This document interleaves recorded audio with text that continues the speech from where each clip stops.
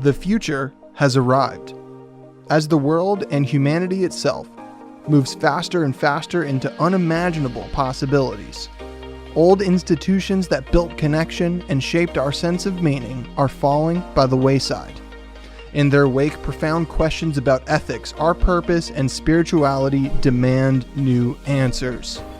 Join your host, Scott Mason, in Season 2 of the Purpose Highway podcast. We will explore how these social changes will revolutionize our society. We will learn how they impact our own search for connection and meaning.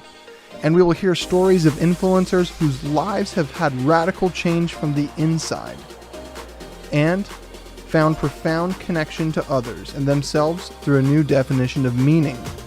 The future has arrived. Are you ready?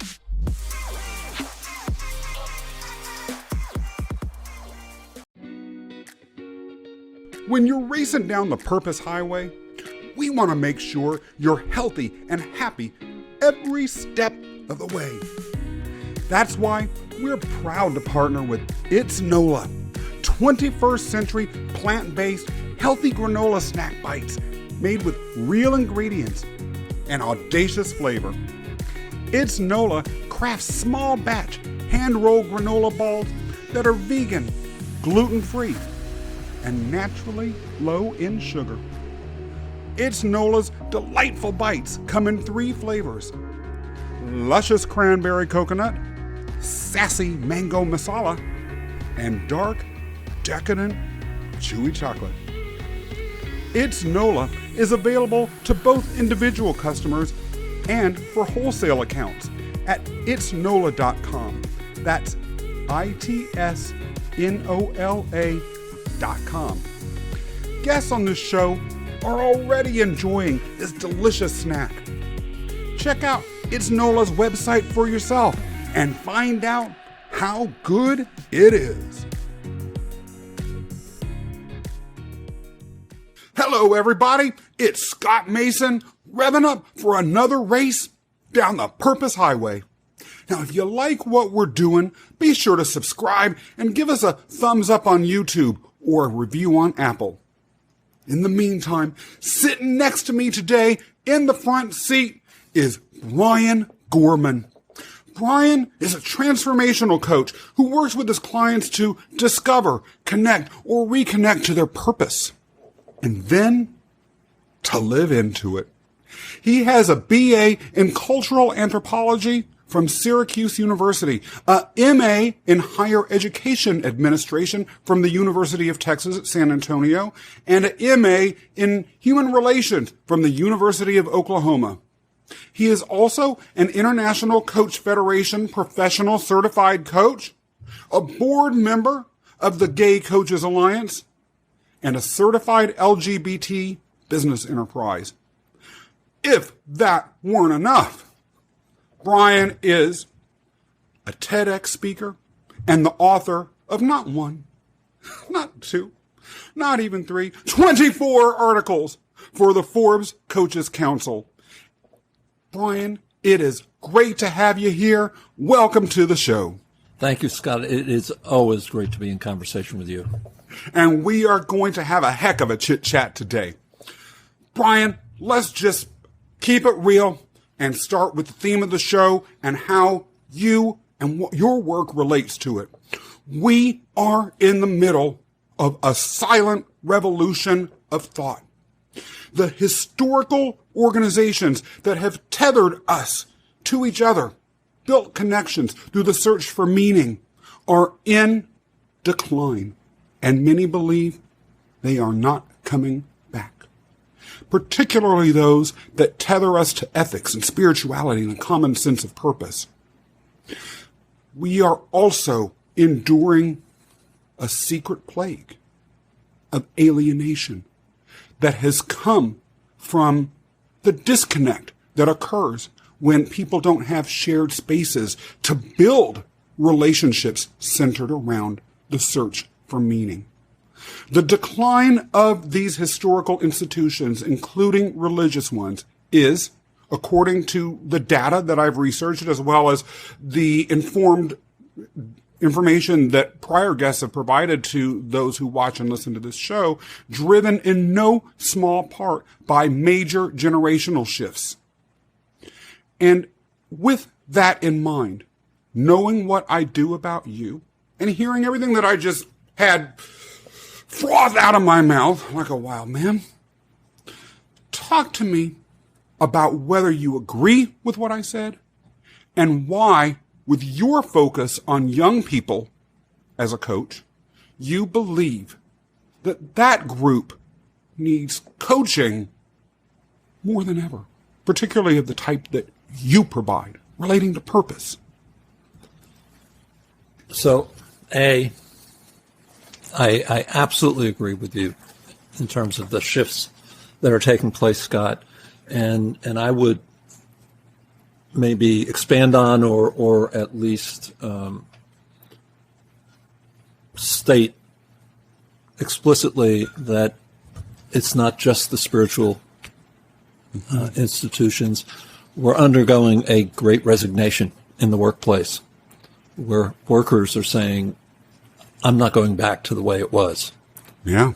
Which puts people again out into the world, if you will, without those social connections that they had in the workplace. Our ability to live in this world and to adapt to this change is based on our resilience, our ability to recalibrate to what's happening around us. And our resilience is fueled by four energies: physical, mental, emotional, and spiritual. And over again, as I'm working with my clients, I hear about declines and depletion in each of those areas. And people know what to do to replenish their physical energy. I need to sleep more. I need to exercise more. I need to rest more. The same with mental and emotional. When we begin to talk about spiritual energy, people get flustered. They don't know where that has come from in their lives. And it's so interesting. I was working with one client, and yes, I work with a lot of younger clients. In this case, it was somebody who was actually in her 70s and had spent her life in academia in the realm of spirituality. And when we got to spiritual energy, she said, I don't know where it comes from. And so we did some exploration. And she realized that going to walk in her garden replenished her spiritual energy, reconnected her with nature. At the time, she had a dog who was a longtime companion who was dying. And having that dog on her lap while she worked, in her hands, just stroking that dog, refueled her spirit. So I agree with you that there's a void here that needs filling. As to the second part of your question around working with younger people, the back in 2018, I guess it was, Gallup published a research report on the way that millennials want to work and live. Yes. And they identified 6 significant organizational shifts that needed to take place if organizations were to attract and retain millennials. That was the voice of millennials in 2018. It is the voice of the Great Resignation now. And one piece of that shift was from my job to my life. And again, that speaks to, at all ages, the importance of people reconnecting to purpose. Which, if I'm hearing you correctly, is very closely tied to the concept of spiritual energy being replenished. There's been a lot of talk about the Great Resignation, and for those who might be listening to this or watching this years down the road, to be clear about what the Great Resignation is. We're taping this at the tail end, well, Who knows whether it's a tail end? I'm hoping it's a tail end. That was optimistic or aspirational statement if there ever was one. We are taping this during one of the later phases of the COVID epidemic. And the Great Resignation is referring to a lot of the information out there in the business and employment sector around huge numbers of people just leaving their jobs. And from what I've read about the Great Resignation, a lot of it is exactly as you've suggested, fueled by people not feeling connected to their purpose. So obviously it isn't about money. No one is saying that it is about them not feeling physically fit or any of these other things. It is talking about the lack of connection within the work community to spirituality itself. All of this, though, raises a question that I really like to dive into with guests, and I feel like you might be uniquely equipped to answer it based on your background. And that is, what exactly is spiritual energy? On the one hand, you hear about it all the time. I'm not feeling spiritually connected. My spirit isn't feeling nourished. On the other hand, spiritual energy also has this nebulousness about it. It can also be associated in common parlance with woo-woo, or people believing that if you wave crystals around, all of a sudden magical things are going to happen and you'll feel good again. When you talk about spiritual energy, because this will be discussed throughout our conversation today, what exactly do you mean in the most concrete terms possible?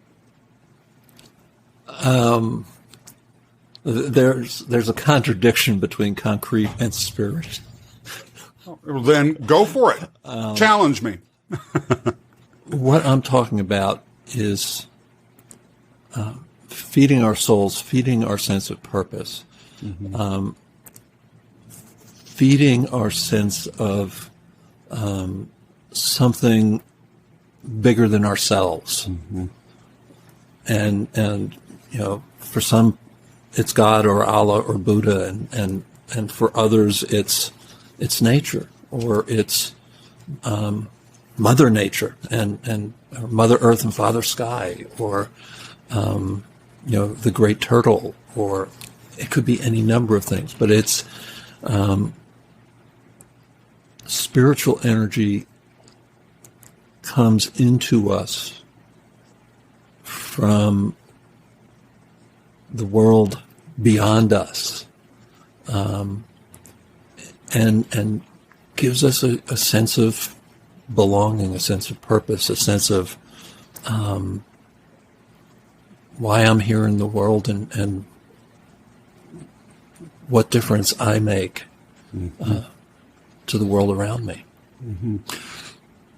That's a powerful statement, the last part in particular, because I have yet in my life to hear, I could be wrong, but I've yet in my life to hear anyone say, I want my entire existence to be meaningless. My goal in life is to have this one chance that I have at living to be completely pointless. And so if I'm hearing, yes, please. If I can interrupt you, I'm not sure I've heard anybody say it, and I don't know how many countless lives I've seen live it. You know, I'm living until I can retire, and then I'll find life, or you know, just another day, just another paycheck, just another day, just another paycheck. So people may not be saying it, and they are living it. They are living it. Two things that raises. Thank you so much for saying this. Another thing about the date of this episode being recorded is that it is 2 days prior to the 20th anniversary of 9/11.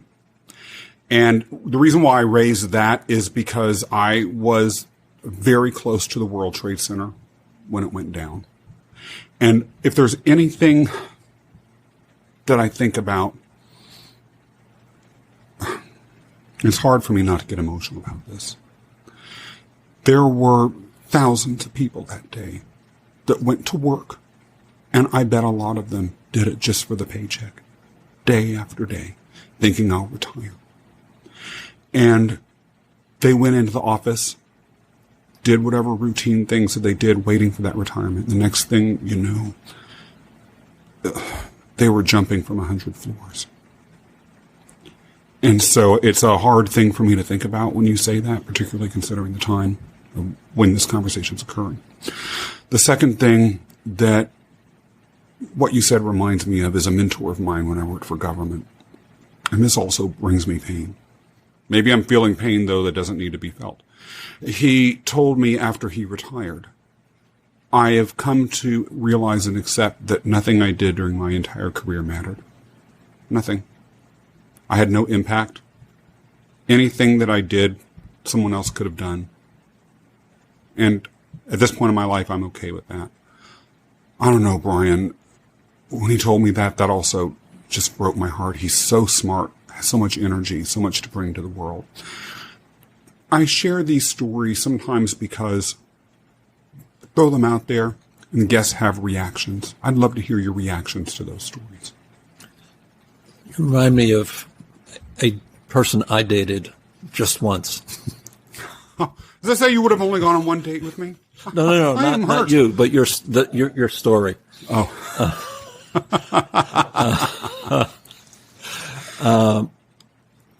And he asked me about me, and I began to tell him my story. And as you know from my TEDx talk, I really became engaged with change when I was a freshman at Syracuse University and doing volunteer work on the Onondaga Reservation and then fighting the university to change its mascot. And got drafted out of graduate school, and I was a drill sergeant and went back to work in higher education and then management consulting and on and on and on. And I sort of flew over my story at a very high level and then asked him about himself. And he said, well, coming out of college, I went to work for the New York Thruway Authority. I retired from the Thruway Authority 5 years ago and had a love affair with my sofa. Wow. When that wore out, I went back as a contractor now to the Thruway Authority. Different lives. Yeah. Different, as I explored that story with him, there was no purpose in that life other than the paycheck. Mm-hmm. And when he could get the paycheck without working, he had a love affair with his sofa. Yeah. I can't even imagine saying I have a love affair with my sofa. Yeah. There are so many things I'm passionate about. Yeah. So that's that story. Do you feel that if someone is hearing that story and sees themselves in it, or they feel themselves in it, what would you even tell them to begin to do? First, put aside age. Yeah. I became a coach in my mid-60s, Scott. I've had, as I just flew over, multiple careers in my life. Yeah. I love that, by the way. I completely relate. The woman I was talking about earlier was in her 70s when she came to me. And she said, I'm burned out on my old career. I'm retired. I'm going to be really pissed at myself if I'm sitting around doing nothing for the next 20 years. Help me find my passion. Yeah. Age doesn't matter. Yeah. Yeah. We all have something inside of us that makes our heart sing when we connect to it.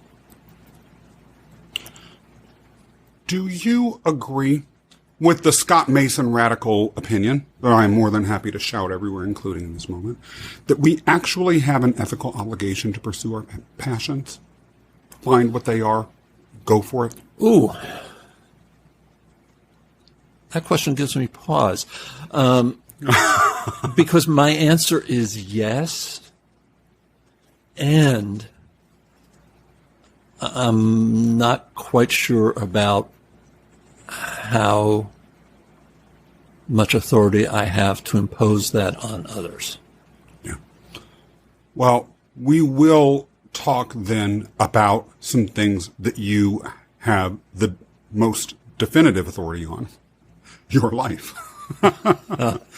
So going back to the original subject of the silent revolution of thinking around religion, spirituality, ethics, and connection to purpose in the connective atmospheres that historical institutions have provided, as well as the theme of generational change that we discussed at the top of the hour. Is it fair to say that you were an early herald of what was to come around the changing nature of spirituality in the Western world and beyond? In many aspects of my life, I've tended to be sort of over the horizon from the masses, in front. and so that probably is a true statement as well, Scott. Yeah. You have a very unusual spiritual grounding that we will discuss in a few minutes, but that spiritual ethos was not always who you were. You were raised in the Episcopal Church, is that correct? Correct. And I would love to hear a little bit about your experience, particularly if you have any thoughts growing up in that tradition as to why young people, well, people across the board, are leaving mainline Protestantism in particular in droves. I can only speak for me. Talk. So, if I had known you were going to bring this up, I could have brought out my 10-year attendance pin. There's a little seal in the middle with the Episcopal shield, and that has a wreath outside, and then different shaped banners hanging below. And I left that practice for a very practical reason at the time. And I think this probably does play for many people. I can remember before we were in the church, when we were in the kids thing, and being taught how we were the chosen, and thinking, what makes me so special and different from all of my friends? Yeah, yeah. I'm not perfect. I'm certainly not Christ-like. I'm a little kid who does things right and does things wrong. Yeah. And that questioning, which is so much a part of being a child, I think, tended to get sort of taught out of you. Mm-hmm. I left for college in the fall of 1971. It was the Vietnam era. I was 17 years old, and I had a very conflicted feeling about the Vietnam War. My father was a World War II vet, and he had very different feelings. And so before I left, I met with my minister in a private conversation about what do I do when it's time for me to register for the draft. Yeah. And in essence, his counsel was less than wise, and it was less than wise not in telling me that I should follow my conscience, but it was less than wise in telling me not to have that conversation with my father.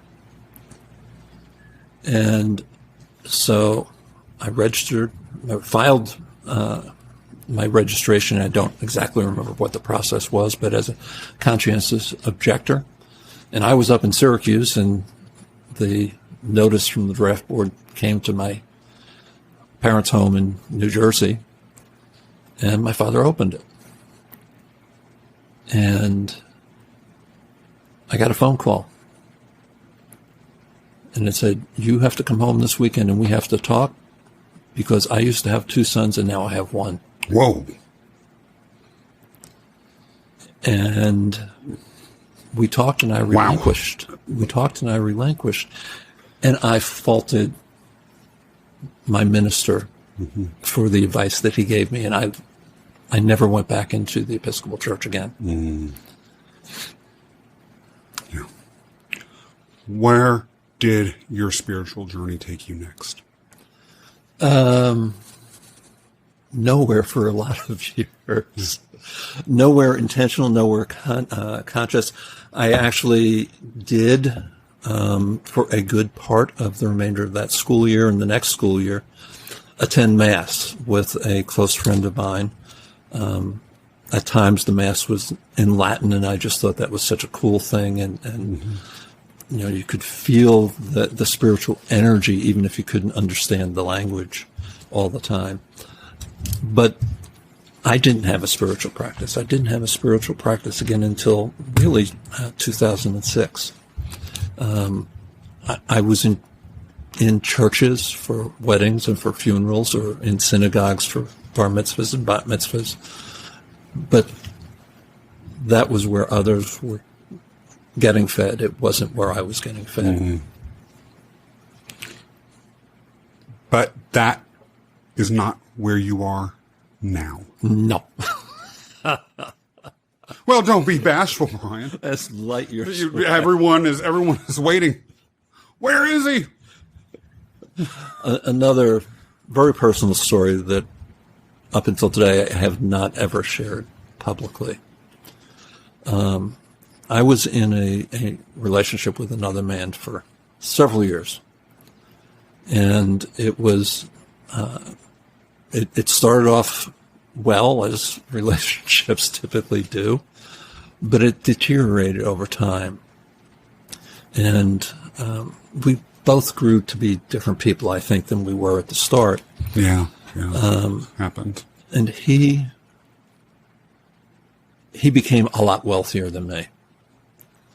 And so at some point we ran into a conflict over, you know, did I have the right to hold him back from spending his money in ways, you know, like doing incredible things with a weekend home we had bought together and so forth.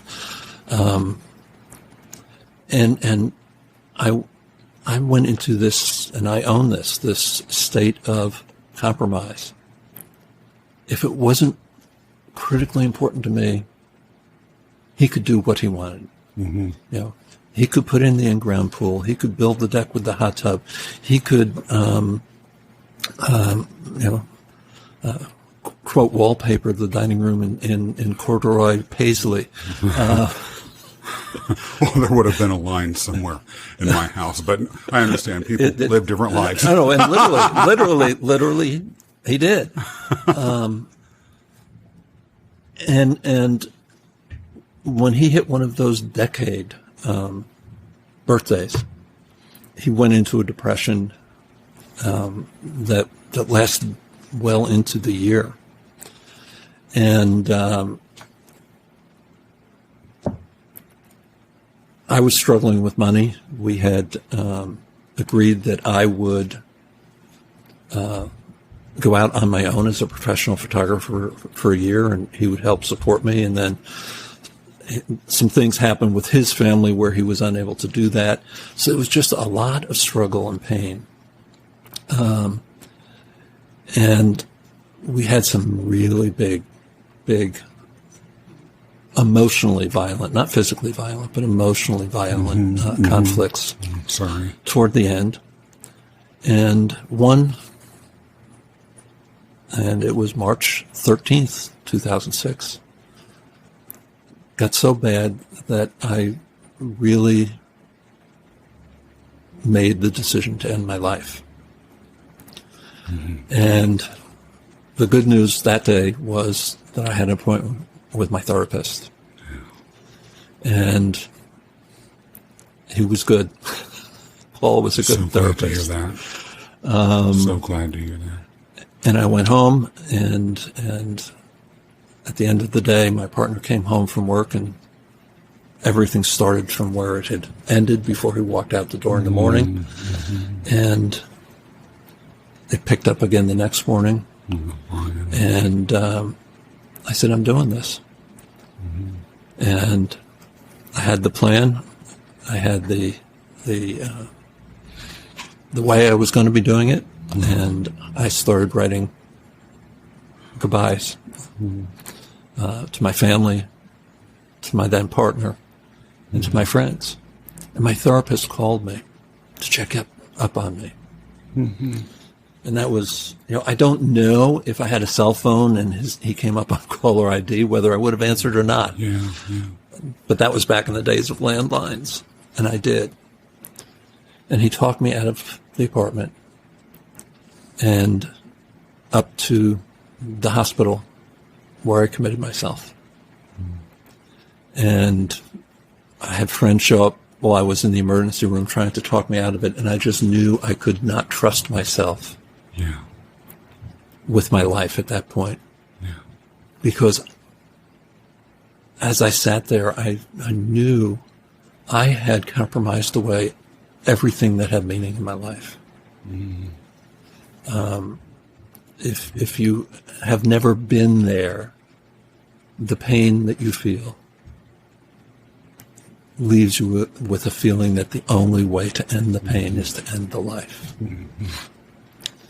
And so I was in the hospital for just over 2 weeks. And we started doing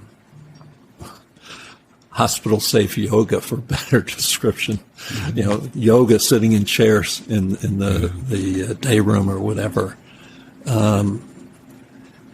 And as strange as it sounds, the first thing that really made me feel alive again was one day when I was taking a shower and feeling the water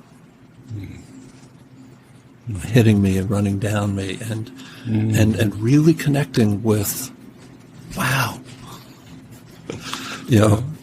how many thousands of showers have I taken, have you taken, that you don't even remember them? Yeah. And so when I got out of the hospital, it was, I need to commit to myself that I'm never going back there again. I need to commit to myself that I'm going to be true to who I am and to live more fully and more fully and more fully into me and my purpose.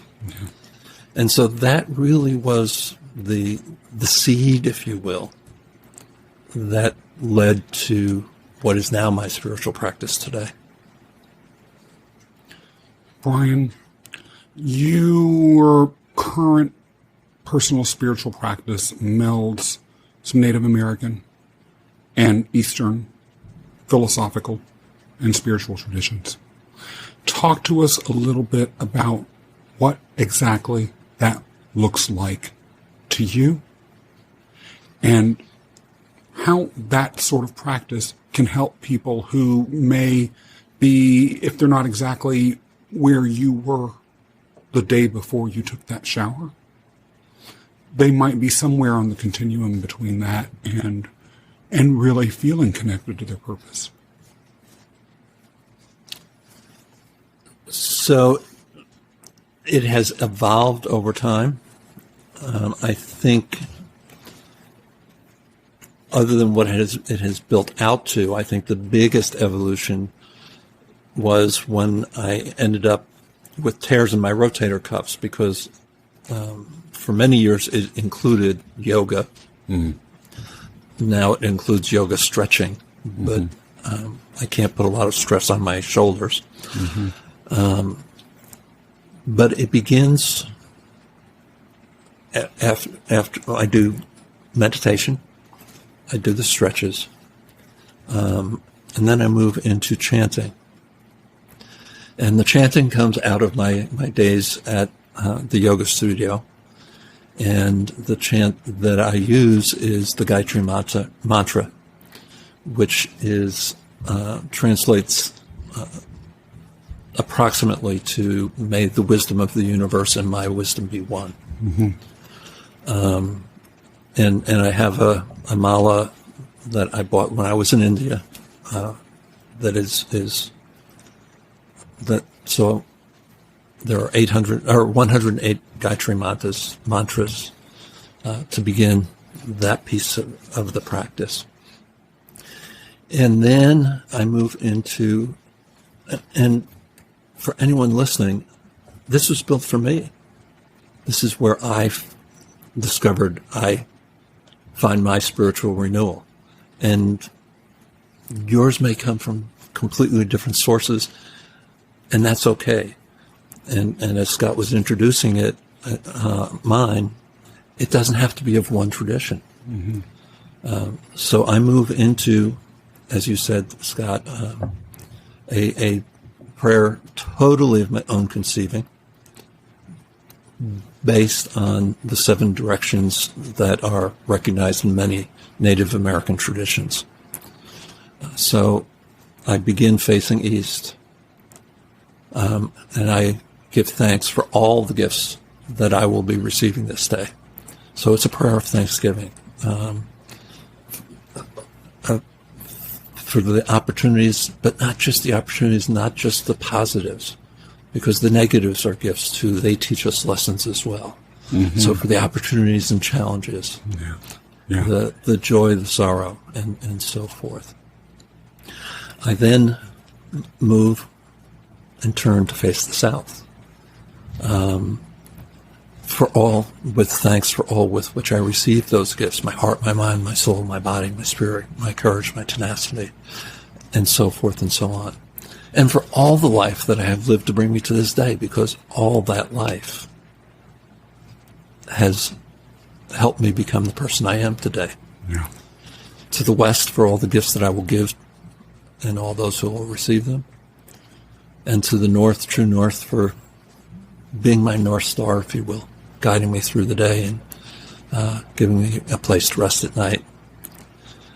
And then to Father Sky, for the sun, the moon, stars, the wind, the rain, the snow, clouds, thunder, lightning, the seasons, the very air that we breathe.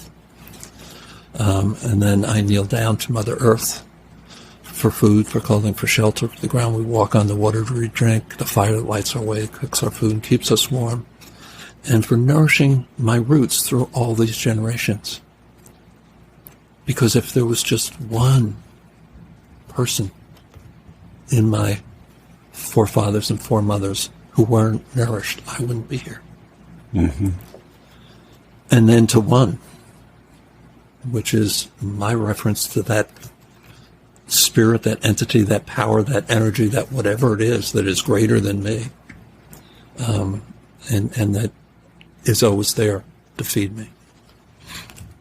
So that's that part of it. I notice, listening to this, that the imagery that you're describing, or that the practice that you've just laid out for us, has almost a geometric form embedded in it. It's a circle. One of the things that you and I discussed during the pre-interview phase of this conversation was that the spiritual practice that you've chosen to integrate, whether it be via Native American traditions or various Eastern traditions, tends to have a cyclical nature to it. And in contrast, Western spiritual traditions tend to have what I describe as a highly linear approach to spirituality. You described it almost as a birth to death narrative or creation to the end of times. Why does that difference matter? What does it mean to people who might be listening and considering different approaches to connecting to their own spirituality or their own meaning in this universe?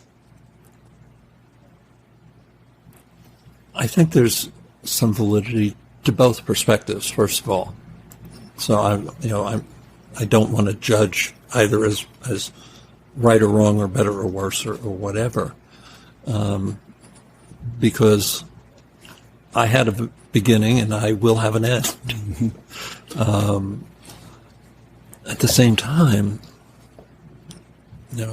and we can sort of chuckle at Walt Disney in a way, but there is this thing called the circle of life. Mm-hmm. And my life has an impact on other lives, And when I'm gone, those other lives will still have impact on other lives. And so what I seed grows through others. Mm-hmm. And in that way, there is that, quote, circle of life that continues. And when you find the circle, which is prevalent in so many indigenous traditions, it represents the fact that I'm not just responsible for me. I'm responsible for my children and their children and their children and their children and their children. And that belief makes me a very different citizen in this world. When I began the second season of this show, focused on the silent revolution, the secret plague, there were many things that I expected to hear as recurring themes. But one that I did not expect to hear, and it's come up over and over again, whether from ethicists or from neurologists who study consciousness, or scholars in the rise of irreligiosity.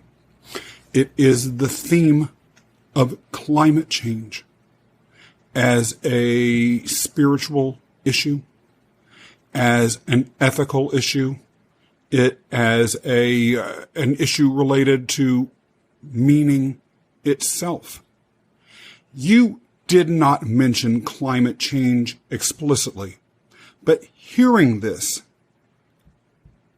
it's very difficult not to take something away about that. I think it's really startling. I never imagined that climate change of all things would be one of the key issues of this show would be addressing. Do you have anything to say about what I just spewed out of my mouth? Yeah, I do. It's the earth will not end, even if life on the earth ends.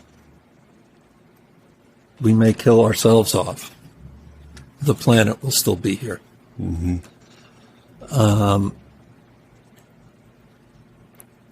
That whole circular view of life that I was referring to a few minutes ago, the way it affects how you show up as a citizen because of your commitment and your obligation to future generations. A big part of what that means is how you interact with the environment.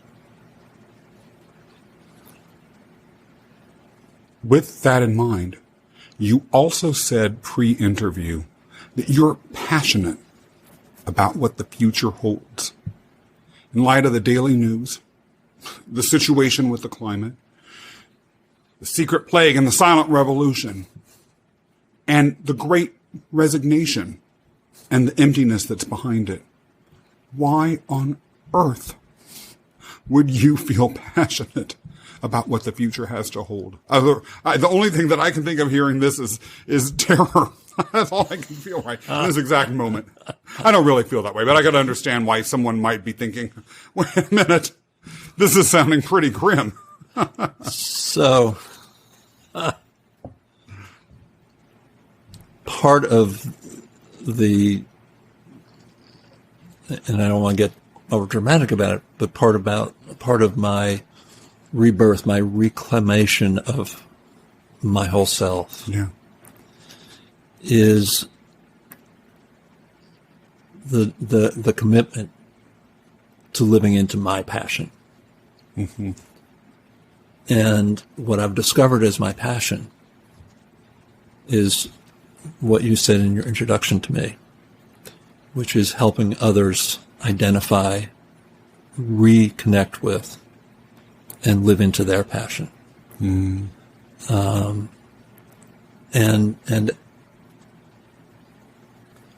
as I hear millennials for years now saying, that's what they're seeking. They're seeking, what is my purpose and how do I live into it?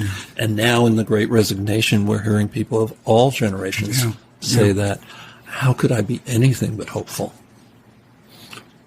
I love it. The discussions around the Great Resignation have historically, or at least as I'm seeing them, and this history obviously we're talking about is quite short, but the dominant narrative seems to be around what this represents from an employer perspective. How do you retain people more effectively? How do you be nimble from a human capital development and engagement perspective? How do people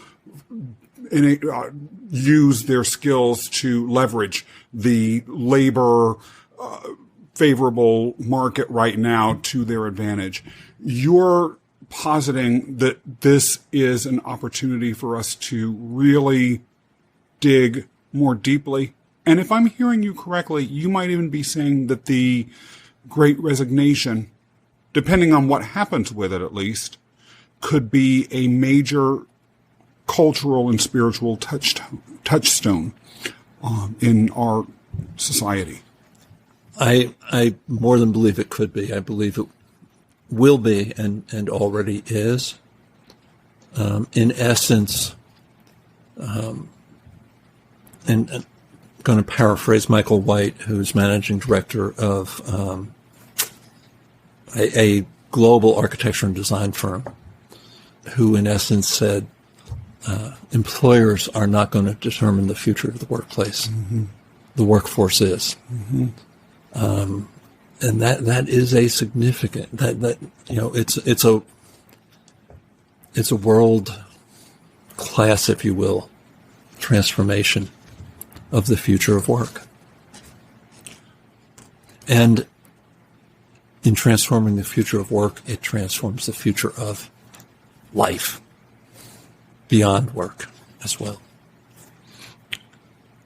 Hearing statements like that, it's hard to truly fathom or appreciate, at least to my mind, the momentous nature of the times that we are living through right now.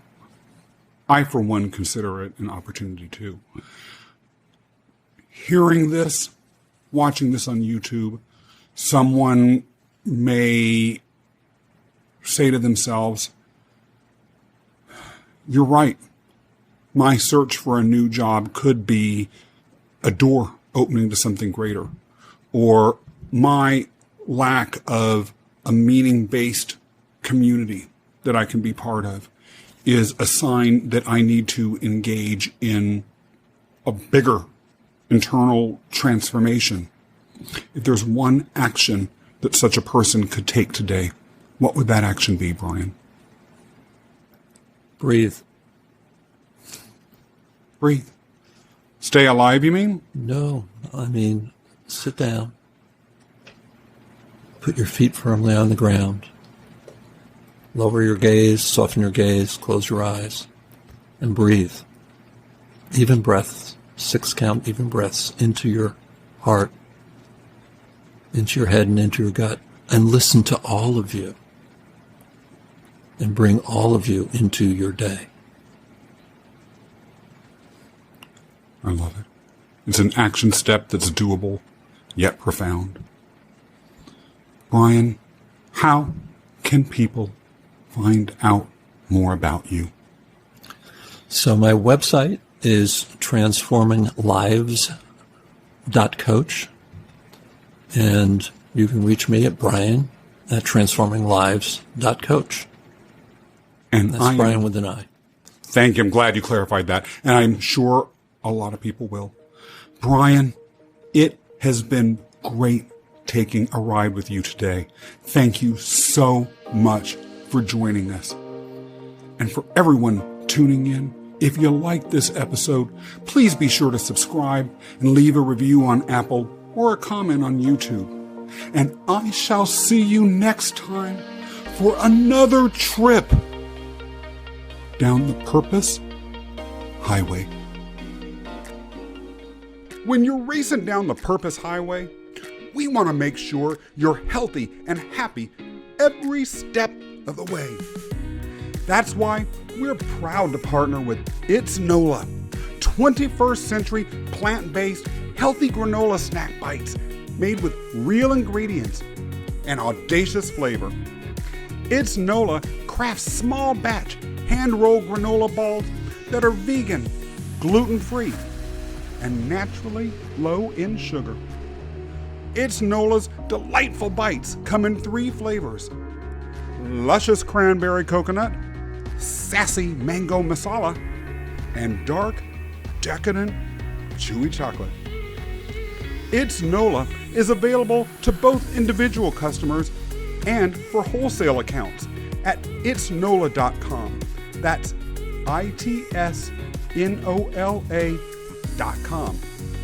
Guests on this show are already enjoying this delicious snack. Check out It's NOLA's website for yourself and find out how good it is.